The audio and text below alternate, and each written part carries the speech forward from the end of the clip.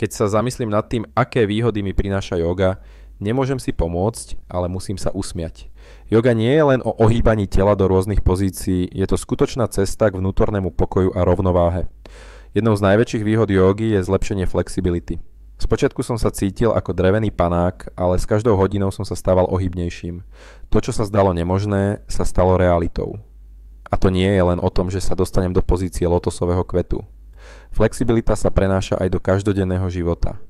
Môžem sa ľahšie ohýbať, zdvíhať veci a cítim sa vo svojom tele oveľa pohodlnejšie. Ďalšou výhodou je zníženie stresu.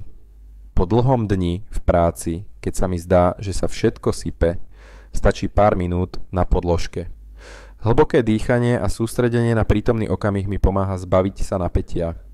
Yoga ma naučila, ako sa uvoľniť a nechať za sebou všetky starosti. Je to ako resetovanie mysle. Yoga tiež posilňuje telo. Každá pozícia, ktorú vykonávam, zapája rôzne svaly a pomáha mi budovať silu. Čím viac cvičím, tým viac si uvedomujem, ako sa moje telo mení. Mám viac energie a cítim sa silnejší. A to je skvelý pocit, najmä keď si uvedomím, že to všetko robím sám pre seba. Nezabudol by som ani na duševné výhody. Yoga ma naučila, ako byť prítomný a vnímať svoje myšlienky.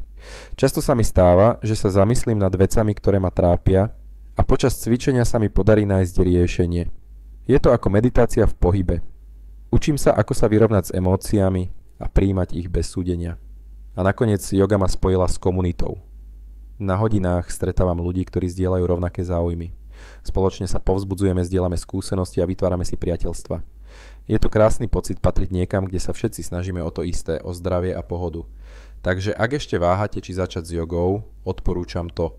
Je to cesta, ktorá vás obohatí na mnohých úrovniach. Cítim sa lepšie fyzicky aj psychicky a to je pre mňa najdôležitejšie.